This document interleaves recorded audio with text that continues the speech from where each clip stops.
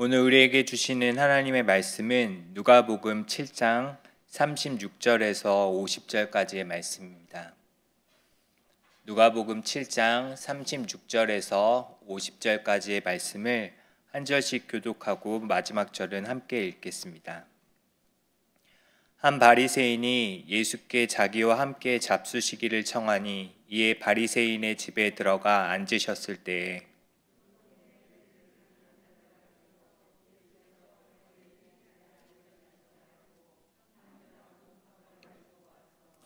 예수의 뒤로 그 발 곁에 서서 울며 눈물로 그 발을 적시고 자기 머리털로 닦고 그 발에 입 맞추고 향유를 부으니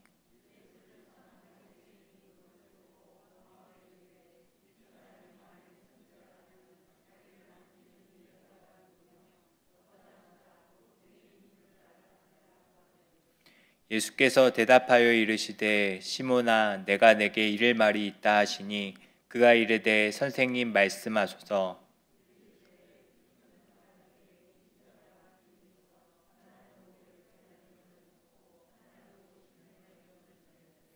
갚을 것이 없으므로 둘 다 탕감하여 주었으니 둘 중에 누가 그를 더 사랑하겠느냐.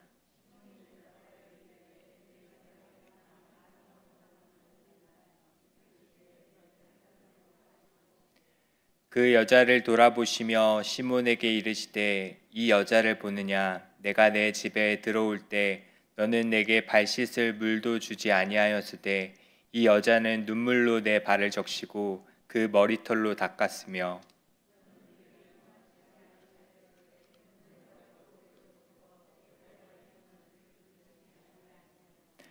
너는 내 머리에 감람유도 붓지 아니하였으되 그는 향유를 내 발에 부었느니라.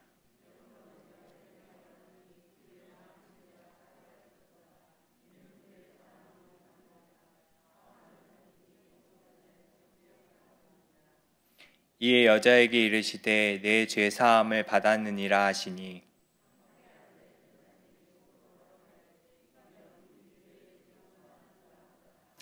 예수께서 여자에게 이르시되 내 믿음이 너를 구원하였으니 평안히 가라 하시니라. 아멘. 사람들은 나이가 점점 들어가면서 많은 것을 잃어버립니다. 건강을 잃어가고 가까운 사람들을 잃고 오래전의 기억을 잃어버리고 뜨거운 열정과 도전 정신을 잃어버립니다. 하지만 나이가 들어가면서 잃는 것이 있는 동시에 얻는 것도 있습니다. 삶의 지혜를 얻으며 쉽게 흔들리지 않는 견고함을 얻으며 인생의 희노애락을 견뎌왔기에 어떠한 어려움에도 살아갈 힘을 얻습니다. 잃는 것이 있다면 얻는 것도 있는 것이 우리의 인생살이인 것 같습니다. 사랑하는 여러분, 여기에 다양한 연세가 다양하신 분들이 앉아 계십니다. 40대부터 해서 50대, 60대, 70대, 80대까지 여러분은 점점 나이가 들어가면서 무엇을 잃으셨고 무엇을 얻으셨습니까? 인생이라는 수많은 시간을 지나오면서 여러분은 어떻게 달라지셨습니까? 오늘 본문을 통해서 우리가 잃고 살아가는 것이 무엇인지 알아보았으면 좋겠습니다. 그리고 우리가 무엇을 얻어야 하는지 생각하는 시간이 되기를 바랍니다. 예수님 앞에 섰던 두 사람이 있었습니다. 한 바리새인과 죄인인 한 여자의 모습을 함께 살펴보면서 여러분의 신앙은 누구에 더 가까운지 확인해보고 주님께서 얻기 원하시는 신앙의 모습은 무엇인지 깨닫게 되기를 원합니다. 먼저 바리새인의 모습을 먼저 살펴보겠습니다. 이 바리새인의 이름은 시몬이었습니다. 그는 예수님을 자기와 함께 잡수시기를 청하여 자신의 집으로 예수님을 초대하였습니다.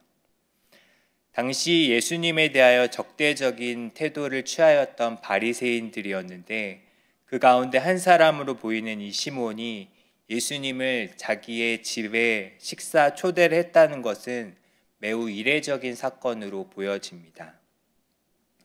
예수님은 바리새인의 의도를 아셨겠지만 그의 초대에 응해 주셨습니다. 예수님이 그를 거절하지 않았기에 바리새인과 예수님의 만남이 이루어지게 되었습니다. 바리새인의 집에 예수님께서 들어갔다는 사실을 많은 사람들이 알기 시작했습니다. 그래서 다른 바리새인들을 포함하여 주변 사람들이 시몬의 집에 하나같이 다 모였던 것 같습니다. 바리새인은 자신이 예수님을 초대하였다라고 생각했습니다. 자신이 집 주인이었고 예수님은 손님이었기에 예수님을 초대할 자격이 자신에게 있다고 여겼을 것입니다. 예수님을 자신의 집에 모셨기에 사람들의 많은 시선들도 느꼈을 것이고 자신이 뭔가 특별한 존재가 된 것처럼 느꼈을지도 모릅니다. 나 정도 되니까 예수님을 모실 수 있는 것이지, 나는 예수님을 모실 수 있는 자격이 있는 사람이야 라는 마음이 들지 않았을까 생각됩니다. 여러분 중에는 혹시 이 바리새인과 같은 생각으로 주님 앞에 나오신 분은 없으십니까? 나는 주님 앞에 설 자격이 있어. 나는 수요 예배를 거의 빠지지 않고 나오고 있고 다른 어떠한 사람들보다 열심을 가지고 있는 사람이야. 나는 목사야. 나는 장로야. 나는 권사야. 나는 안수집사야. 서리집사야. 혹시 이런 모습으로 주님 앞에 나와 있지는 않으십니까? 주님께 대한 어떠한 기대도 없이, 어떠한 바램도 없이 예배 형식적으로 주님 앞에 나와 있지는 않으십니까? 주님께서 불러주셨기에 나왔다는 생각은 하지 못하고 내가 마음을 먹었기에 예배에 참여했고 내가 시간을 내서 예배에 참여했고 내 의지로 예배에 나왔다라고 생각하시지는 않으십니까? 바리새인은 예수님을 모시고도 어떠한 기대도 어떠한 바램도 없이 자신은 예수님을 초대할 수 있다라는 자격을 가지고 있는 그 생각으로 주님 앞에 서 있었습니다. 어떠한 모습을 통해서 그의 마음을 알 수 있을까요? 44절에서 46절까지의 말씀에 그가 하지 않았던 행동에 대해서 나열하고 있습니다. 너는 내게 발 씻을 물도 주지 않았고 내게 입맛 주지도 아니하였고 내 머리에 감람류도 붓지 아니하였다라고 예수님께서 바리새인에게 말씀하셨습니다. 그는 예수님을 모셨지만 그 자리에 예수님을 주인으로 받들지 않았습니다. 그가 예수님을 모시고서 예수님께 아무것도 하지 않았던 것입니다. 손님에 대한 기본 예의조차 무시한 바리새인의 모습을 예수님께서는 지적하고 계십니다. 바리새인 시몬은 예수님을 단지 랍비로서 초대한 것이지 사랑과 존경의 표현으로 초대한 것은 아니라는 것을 우리는 잘 알 수 있습니다. 그의 집의 주인은 자신이었습니다. 예수님은 단지 손님에 불과하였을 뿐입니다. 그러나 손님에 대해서 기본적으로 보여줄 수 있는 애정과 존경도 그는 표현하지 않았습니다. 대신에 그 바리새인이 예수님께 했던 행동이 있습니다. 그것은 예수님께서 하시는 행동을 보고 판단하였던 것입니다.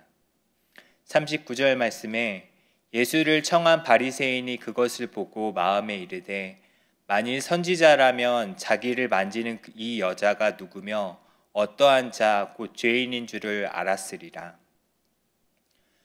본문에서 예수를 청한 바리새인이라는 표현은 바리새인 시몬 말고도 식탁에 바리새인들이 여러 명이 있었다는 사실을 보여주는 표현입니다. 이들은 예수님께서 죄인이었던 여인의 행위를 허용하고 있다는 것을 보고 과연 그가 선지자일까라는 의문을 품었다라는 것입니다. 예수님을 초대하기 전까지 보았던 예수님의 모습에서는 예수님이 선지자일 수도 있겠다라는 가능성을 약간은 갖고 있었지만 예수님께서 죄인인 이 여자를 꺼리지 않고 그녀의 행동을 받아들이고 있는 모습을 보면서 그러한 생각을 접고 의심하게 되었습니다. 선지자라면 모든 것을 꿰뚫어 볼 수 있는 통찰력을 가진 자라는 그런 일반적인 신념이 있었기 때문에 예수님이 과연 선지자라면 죄인을 알아보았을 것이고 그녀의 호의적인 행동을 거부했을 것이라고 생각했던 것입니다. 바리새인의 전통에 의하면 부정한 여인과는 거리를 두어야 하는데 그런 여인을 가까이 함으로써 그들이 정한 율법을 어기는 예수님의 행위를 비난하고 있는 것입니다. 자신들이 하고 있지 않는, 자신들이 가까이 하지 않는 세리와 죄인의 친구가 되고 있는 예수님을 신랄하게 비판하고 있는 것입니다. 바리새인에게는 예수님에 대한 사랑과 존경이 없었습니다. 그저 예수님의 행동에 대해 자신들의 율법으로 판단하며 예수님을 평가할 뿐이었습니다. 죄인을 가까이 두지 않는 자신들은 의롭지만 죄인의 친구가 되시는 예수님은 죄인으로 간주하고 있는 것이죠. 바리새인들끼리 있으면 그 안에서는 같은 생각과 같은 행동은 다 인정이 됩니다. 그러나 자신들이 인정하지 않는 행동을 하는 사람들은 신랄하게 비판하고 판단하는 역할을 하는 사람들이 바로 바리새인들이었습니다. 예배 자리를 찾아서 주님 앞에 나왔지만 바리새인과 같은 사람들은 무엇을 하겠습니까?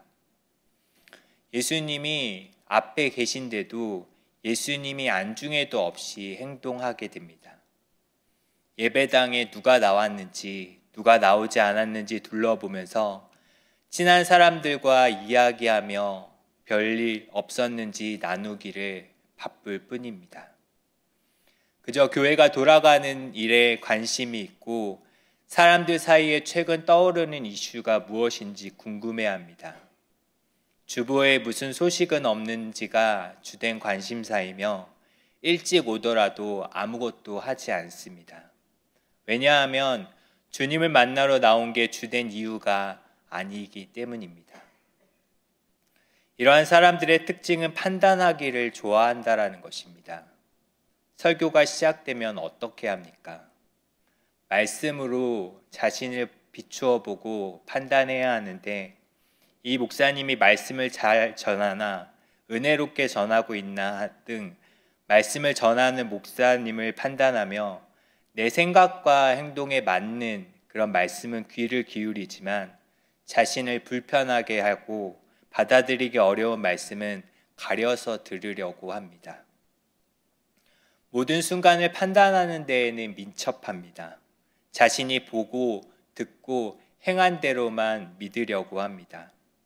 하나님보다는 세상의 지식과 경험을 더 귀 기울이고 하나님의 말씀을 교양 내지는 취향 정도로 생각하지 삶의 기준과 잣대로 삼으려고 자신을 말씀에 복종시키지는 않습니다.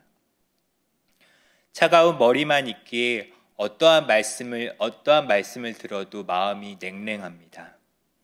성경 지식은 날로 늘어가더라도 그 지식으로 다른 사람들을 판단하는데 더 발달하게 되었습니다. 무리에서 영향력이 있는 사람들의 편에 서서 세력을 형성하고 하나님과 반대되는 일을 하면서도 스스로의 잘못을 인지하지 못합니다. 사랑하는 여러분, 바리새인이 이러한 행동을 하는 이유는 주님에 대한 사랑을 잃어버렸기 때문입니다. 자기 사고에 빠져 올바른 시선을 놓쳐버렸기 때문입니다. 판단과 비판이 가득해지므로 따뜻한 마음을 잃어버렸기 때문입니다. 여러분은 혹시 위에 바리새인과 같은 잃어버린 신앙의 모습은 없으십니까? 이러한 모습이 있으시다면 다시 회복해야 할 신앙의 모습은 무엇이겠습니까? 저는 바리새인과 같은 우리가 다시 얻어야 할 신앙의 모습이 본문에 등장하는 또 다른 인물인 죄인인 한 여자에게서 있다는 것을 깨닫게 되었습니다. 37절 말씀에 이 여인에 대해서 설명하는데요. 그 동네에 죄를 지은 한 여자가 있어 예수께서 바리새인의 집에 앉아 계심을 알고 향유 담은 옥합을 가지고 와서라고 하였습니다. 이 여인에 대한 소개가 특이합니다. 그 동네에 죄인이었던 한 여자라고 소개하고 있습니다. 당시 유대 사회에서 여자에 대해서 죄인이라고 부를 경우에 그것은 창녀를 가리키는 표현으로 사용하였습니다. 그녀는 동네에서 이름만 대면 누구나 알고 있었던 여인이 아니었을까라고 추측하게 됩니다. 그 여인은 예수님께서 한 바리새인의 집에 머물고 계시다는 소문을 듣고 향유 담은 옥합을 듣고 찾아오게 되었습니다. 잔치를 베푼 사람의 집은 누구에게나 열려져 있었기 때문에 초대받지 않았다 할지라도 그 여인이 그곳에 들어갈 수 있었을 것입니다. 그러나 그 여인의 내면에는 자신이 누구에게도 초대받지 않은 사람으로 여겼을지 모릅니다. 사회적인 시선과 주변 사람들의 말과 표현에서 그녀는 이미 배제된 사람이었기 때문입니다. 특히나 종교 지도자라고 여겼던 바리새인과 율법학자들에게 있어서 그녀는 가까이 다가오면 부정해진다고 여기는 차별을 받기까지 하였습니다. 근데 이 여인이 예수님께 다가와서 조금 이해하기 어려운 행동을 하고 있습니다. 38절 말씀을 제가 읽어보겠습니다. 예수의 뒤로 그 발 곁에 서서 울며 눈물로 그 발을 적시고 자기 머리털로 닦고 그 발에 입 맞추고 향유를 부으니. 그녀도 예수님을 만나러 나온 것 같습니다. 그런데 예수님 앞에서 마주하지 않고 그의 뒤에 섰습니다. 그리고 하는 행동이 주님의 발 곁에 서서 울고 있습니다. 누가 봐도 굉장히 어울리지 않는 행동을 하고 있는 것입니다. 눈물로 예수의 발을 적시고 자기의 머리털로 예수의 발을 닦습니다. 예수님의 발에 입 맞추고 나서 가지고 온 향유를 예수님의 발에 붓기 시작합니다. 바리새인이 하지 않았던 행동들을 이 여인이 예수님께 하였습니다. 예수님의 발에 자신을 눈물로 닦고 발에 입을 맞추고 향유를 붓는 행동들이었습니다. 예수님을 초대했던 바리새인이 하지 않았던 행동을 누구에게도 초대받지 않았던 죄인인 여인이 예수님께 하고 있는 장면입니다. 저는 지금까지 이 장면을 떠올릴 때 가장 많이 각인되었던 것은 값비싼 향유였습니다. 예수님의 발에 부은 값비싼 향유에 담겨져 있는 그녀의 헌신과 섬김에 늘 주목하였던 것 같습니다. 어떻게 그 비싼 향유를 부을 수 있었을까 생각하며 대단한 헌신이다라고 늘 생각해 왔습니다. 그런데 이번 설교를 준비하면서 값비싼 향유보다 더 눈길이 갔던 단어가 있었는데 그것은 바로 그녀의 눈물이었습니다. 38절에 여인이 예수님의 발 곁에 서서 우는 장면이 나옵니다. 어떻게 보면 이 여인이 지금 하고 있는 행동은 잔치자리에 어울리지 않을 뿐더러 주인에게 민폐가 되는 행동으로 여겨질 수 있었습니다. 북적대고 웃음과 기쁨이 넘치는 잔치자리에서 초대받지 않은 죄인인 그 여인의 눈물이 사람들에게 얼마나 거슬렸겠습니까? 잔치에 어울리지 않는 사람이 왔다고 여기면서 그 여인을 끌어내야 한다라고 생각하는 사람들이 있지 않았을까요? 그러나 이 여인은 개의치 않았던 것 같습니다. 아니, 어찌 보면은 의도된 눈물이라기보다 주님 앞에 섰을 때 터져버리는, 주체할 수 없어서 터져 나온 눈물에 가깝다라고 볼 수 있습니다. 마치 새벽에 주님께 기도하러 나왔는데 자리에 앉자마자 울음이 터져 나오는 그런 모습과도 같아 보입니다. 울음을 참고 버텼는데 주님 앞에 서니 참을 수 없게 되어버린 모습처럼 여인이 울었습니다. 그녀의 울음소리를 잔치에 참여했던 모든 사람들이 다 들었을 것입니다. 그녀의 울음소리가 어떠했을 거라고 생각하십니까? 짐작컨대 그 울음소리는 흐느끼는 울음이라기보다 오열하거나 엉엉 우는 모습에 가까웠을 것입니다.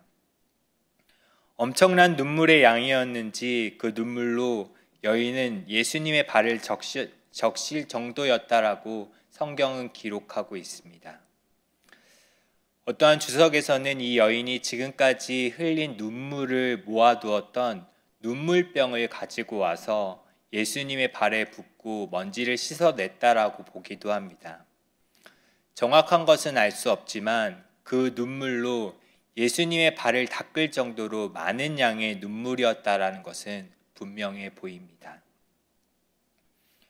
일반 사람이라면 이러한 상황에 당황할 뻔한데 예수님은 의연히 그녀의 모습을 받아들이고 있습니다. 그리고 이 상황에 대해서 바리새인 시몬에 대해서 예를 들면서 그 여인의 행동에 대해서 설명해 주십니다.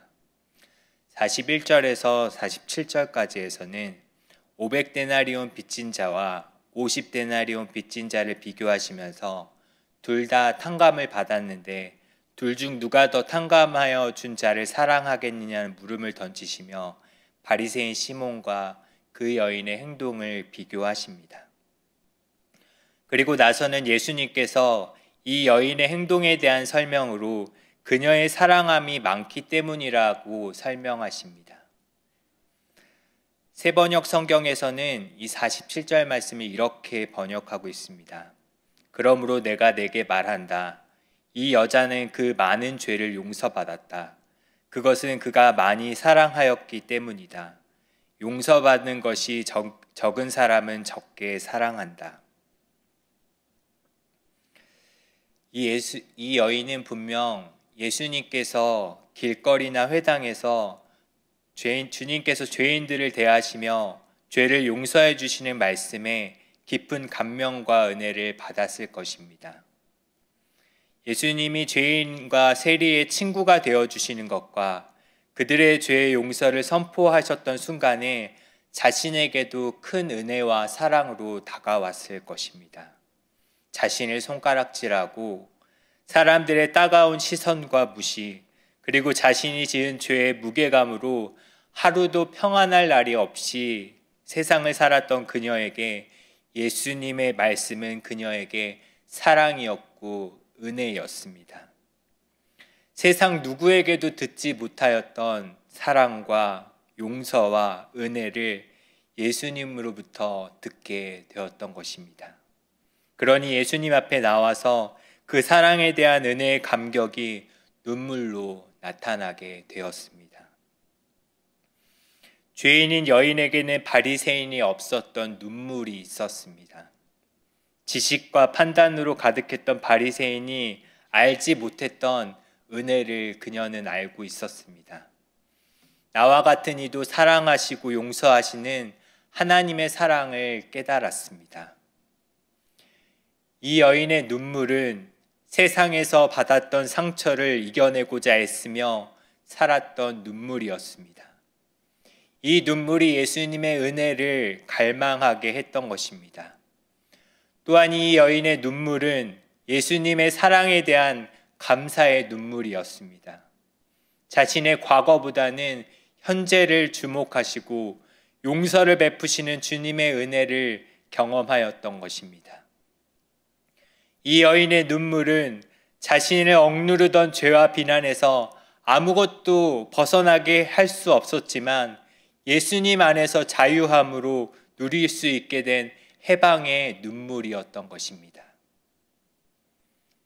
예수님께 나와 울며 주님 앞에 섰던 그 여인을 향해 예수님은 그녀를 바라보시면서 직접 선언해 주십니다.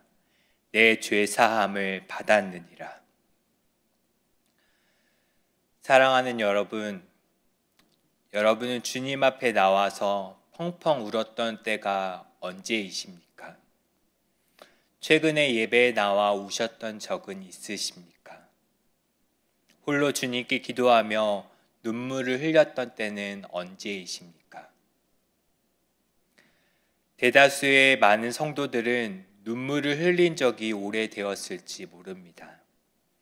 특히 코로나 시대를 거치면서 우리의 신앙에 눈물이 사라져 버렸을지도 모르겠습니다. 언제부터 눈물을 잃어버린 신앙을 하고 있었는지 잊고 살았는지 모릅니다.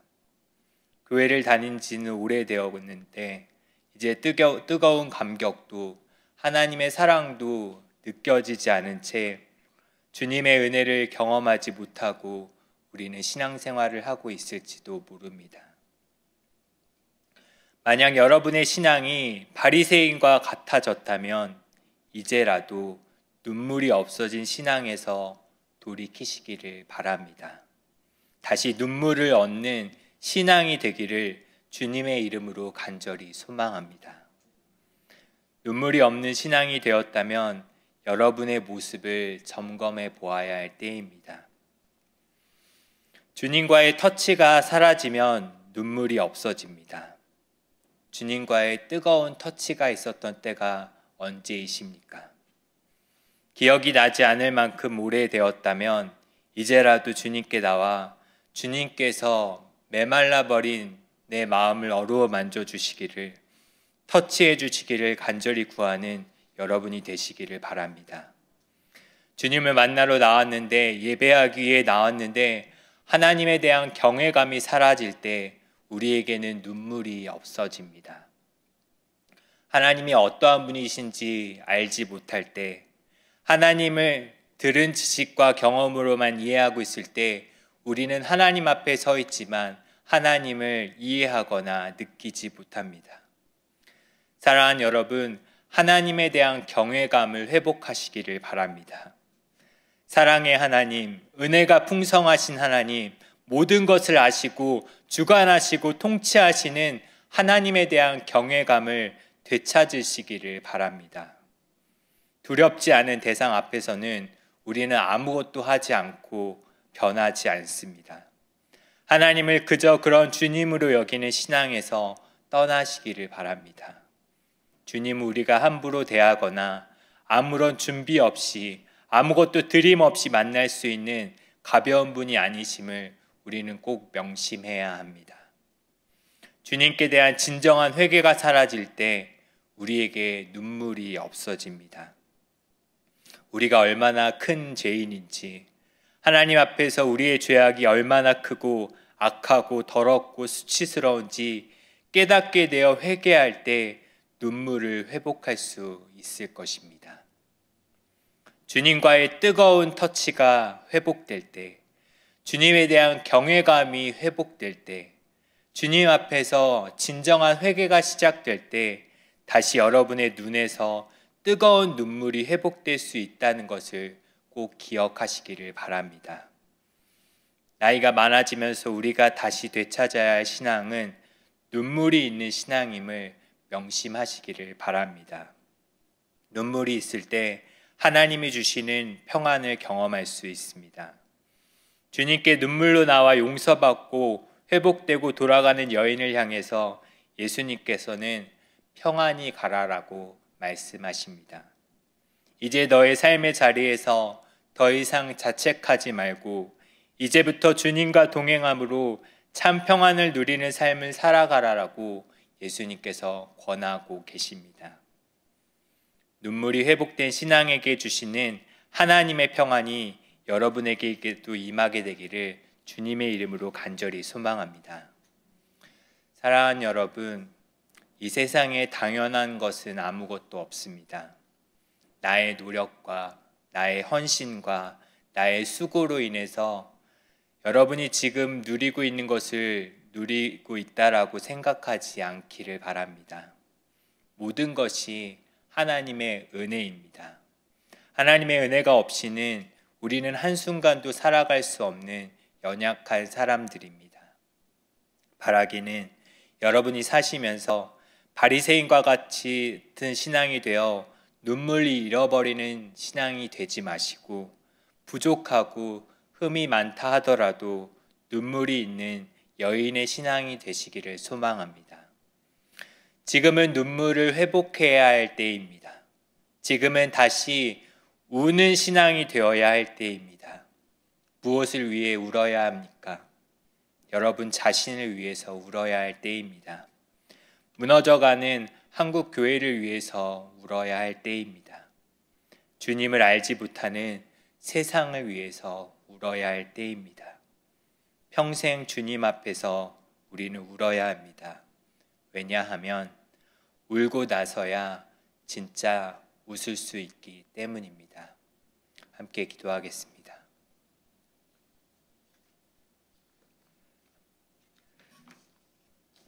사랑하는 하나님 아버지, 우리의 신앙이 눈물을 회복하는 신앙이 되게 하여 주시옵소서. 눈물이 메마르지 않게 하여 주시옵소서. 주님의 은혜와 사랑을 더 깊이 깨닫게 하여 주시옵소서. 예수님의 이름으로 기도하옵나이다.